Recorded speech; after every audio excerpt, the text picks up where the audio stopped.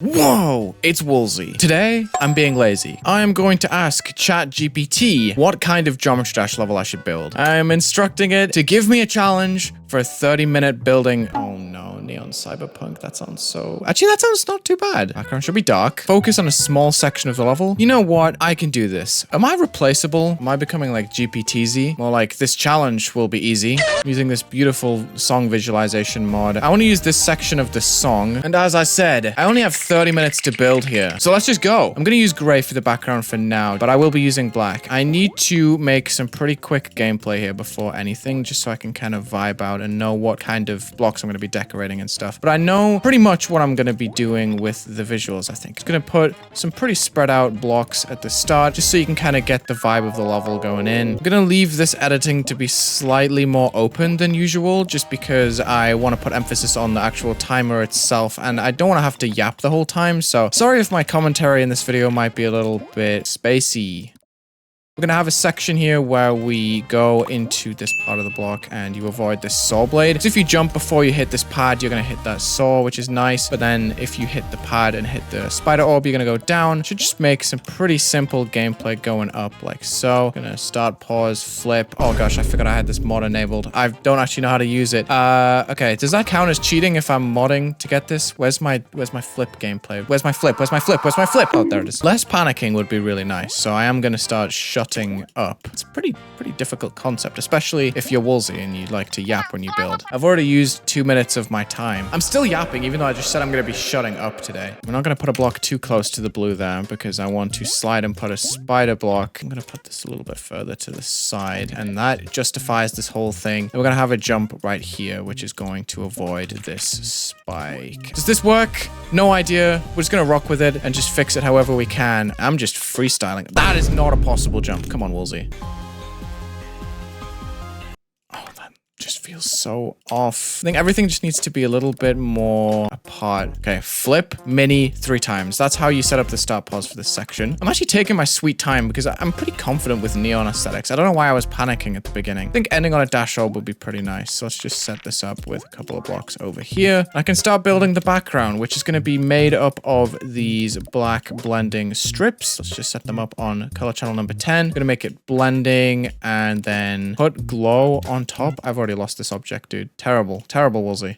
I'm gonna do something like this where it doesn't quite meet the edge of the 2x2 square. You see there's a little bit of a gap. We're gonna give this group number 1, and then I'm gonna copy this should be a bit taller. I'm gonna copy the values. I'm gonna make a glow strip, and here's my genius way of doing it. Bottom left stuff, top right object, copy paste flip, bang, we already have the thing, and then we just paste the state, and then we use non-preview mode just to align it here. Something like this should work. I'm gonna copy paste, move to the side, and then go 2, and then go 3, and then go 4, and then going all the way up until 8. Now that we have all of that done, I'm going to copy paste and flip and just leave it right there. And we're going to be slowly progressing through this background as we go. So let's just give this group number 9. We set up a movement right at the start, which is going to lock on the x-axis, but leave a little bit of wiggle room so that we're actually moving past this background. And that's going to be an infinite movement. So let's just start it a little bit off to the left, just because the player spawns around about here. We're going to be lined up, and this background is going to be slowly progressed through, which is going to be really nice to play through. So let's start making the colors here. We're going to start with a pulse, and we're just going to set this up on group number 1 to start off with. It's going to be going white, and it's going to have a 0.05 fade in, 0.5 fade out. And we're just going to progress all the way through towards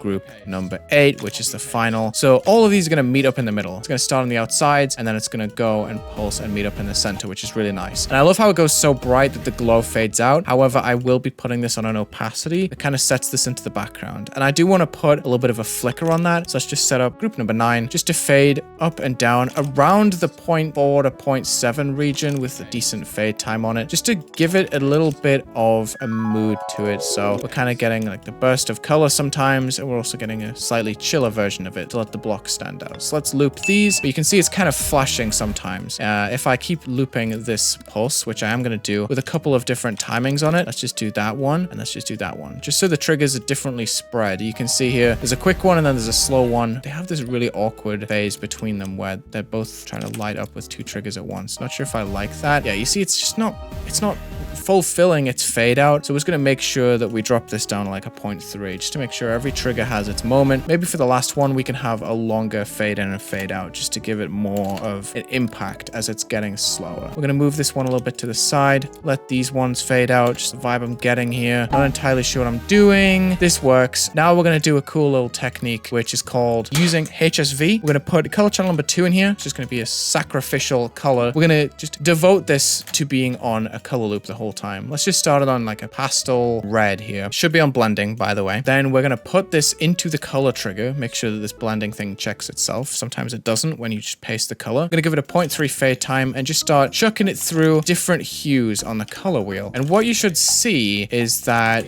these triggers are going to influence what the pulses do. Because the pulses are copying these colors, you can see it's kind of just copying whatever color is available at the time. I also need to remember the background is gray, so I'm kind of playing it safe and not going all the way up to the top. This is about right. So you see how it's going rainbow because it's just copying the color that's in these color triggers. Let's just give these a group number 15. They're going to be spawned and multi-triggered. And what that means is that I can start the loop here and choose when it restarts. So I'm going to choose to restart it right here, and it's going to spawn itself so that this color loop will last forever. And you're not going to see it because these stop pulsing. Actually, this is perfect. I can just put these pulse triggers in line with the other spawn loop. That saves me a lot of time. I can just spawn and multi these, and now we should have a cool neon background with lights that are going to meet up in the center and change in their speed every so often. That last pulse looks so odd, but you know what? I'm just going to leave it. We can't really do too much about it. So we're going to have this cool little strip background. It's not too much, but it works. I might even delete this opacity change, to be honest. I want more energy from this background, and the brighter colors are really selling this for me. This looks like it works a lot better. It's going to fill the background more. We're going to struggle, I think, with brighter colors in the background to create cool looking blocks, but I have faith that we can use a pretty solid strategy that I would recommend to anyone that's trying to create kind of neon looking levels. So let's just go for it. We're going to put down an object in here. It's going to be scaled up past its grid size, and this is going to be a 1.5, and it's also going to be black, and we're going to put it above the background on B4. So if we just put in another design, for example, one of these objects, which is actually just going to use that sacrificial color channel that we chose earlier, maybe just on a smaller scale. Actually, we're going to hue it backwards a little bit as well, just so it has a slightly different color to what's in the background. We can copy the values and then grab ourselves a glow object. Maybe the thickest one would work. Let's just warp that down. We're going to make it just on the inside, paste the state, and then make sure it's a positive hue. And then if we just link this entire block together, all three objects, if I copy paste around, we're going to have an interior design, but then the outside has this really cool outline that can be filled with other details. So what do we want on the outside? I think honestly, what we're going to want is some kind of extra detail that's just going to sit on the corners of these blocks. So if I put this in here, wow, that actually looks pretty cool. We're going to use this color again, but we're not going to hue it. So it sits, and that can be an object that's going to be copy pasted around in this little box. Let's just link this. So it's going to look like this when it's all across the object. I think we limit this to be just in the corner. So I'm going to delete all these.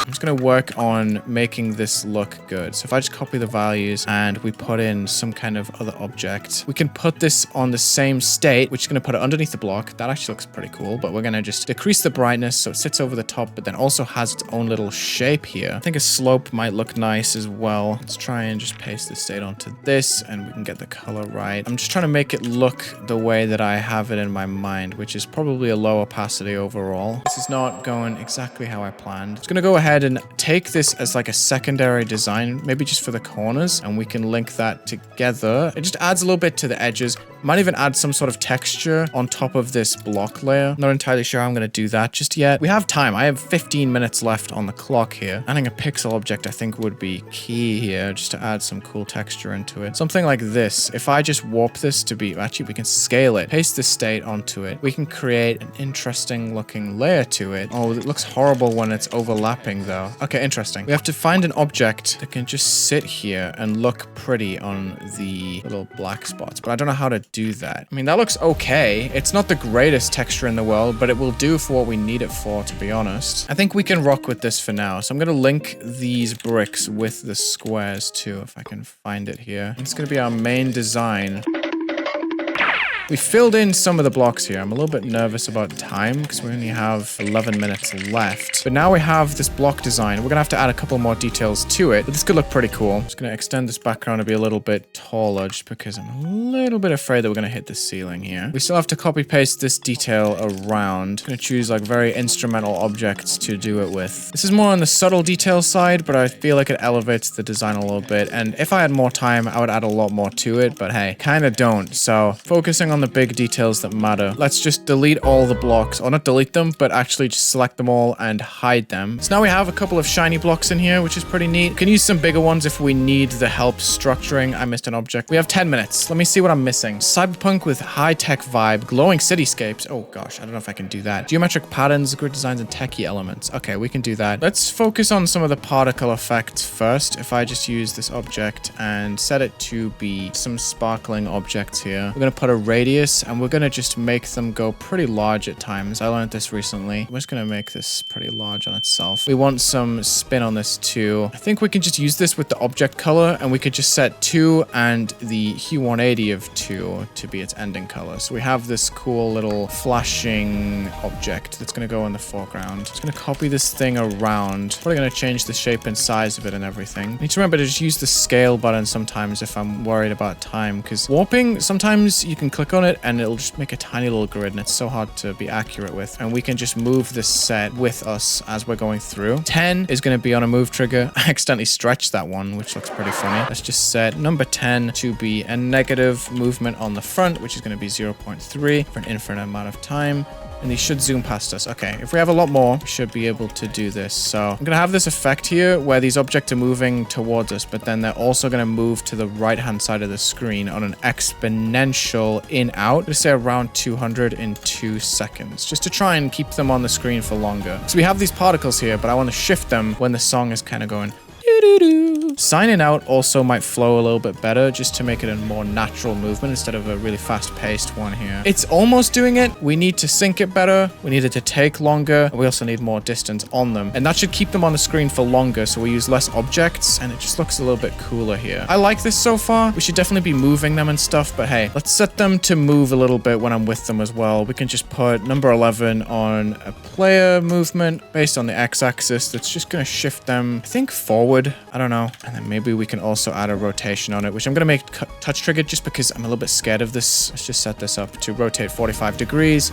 Some of these are just going to be moving around like this, and they're following us, which is really neat. And we have this kind of camera flash sort of effect here. Could probably just area fade them too. I am really pushing this considering I don't have much time. I have 5 minutes to finish this level. Okay, we need to really focus on some details here. We're going to put some larger versions of these objects in here. They're just going to sit like this inside some structures. I think what I'm gonna have to do is just put a ground that's gonna move with us like really quickly. Let me just set up some glow at the bottom, or maybe some grass, I don't know. I think we just go into this tab and we use a mixture of these ground spikes, which are gonna be pretty large. I'll just copy paste them every so often. How does that look? That looks terrible. We need to make them flatter for sure. We need to copy the values, and we need to put in some little grass objects, like the really tall ones. This should have more of an impact on the screen. Oh no, this looks horrible. I'm gonna have to copy paste these and make a lighter version on top of them. Now these are moving on the foreground. They run out so quick though. How much can I save this level in what, 3 minutes? We definitely need glow on the floor. That's like a necessity at this point, but I do like the way that everything is kind of coming together at the moment. The grass should have an extra little movement put on it. I don't have time to actually sit down and figure out the specifics, but I'm just going to give it group number 12, which is going to move slightly different to 10.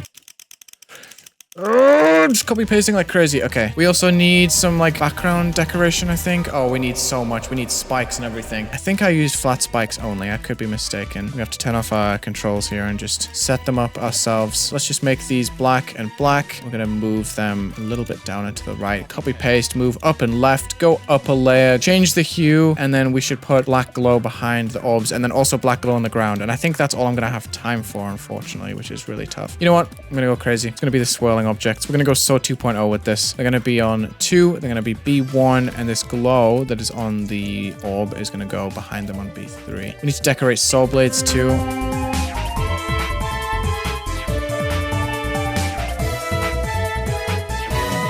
Glow is just gonna go in last second. I know I'm a little bit late, but hey, I spent a tiny bit of time going back and reading the instructions on ChatGPT, so I'm allowing myself to place these objects the way that I would have wanted to. Okay, so now we have glow in the ground. The spikes look horrible. The saw blades aren't made, but man, we have our glowy level here. Dude, this is so unfortunate, man. We could have done so much better, but that is GPTZ. I don't know if I'll do another one of these because this was an insanely goofy experience. I feel like I did some cool stuff here with the colors and everything. I definitely matched the instructions it gave me. You know what? This isn't so bad. We kind of go off into oblivion, but hey, I think this is pretty cool. Not bad for a 30-minute effort on a Geometry Dash level. I'm just going to go back through one more time. Let me know if you want to see more of these. Thank you so much for watching. Check the links in the description. Hopefully next time I'll make a level with saws. Leave a like and subscribe, and have a good day.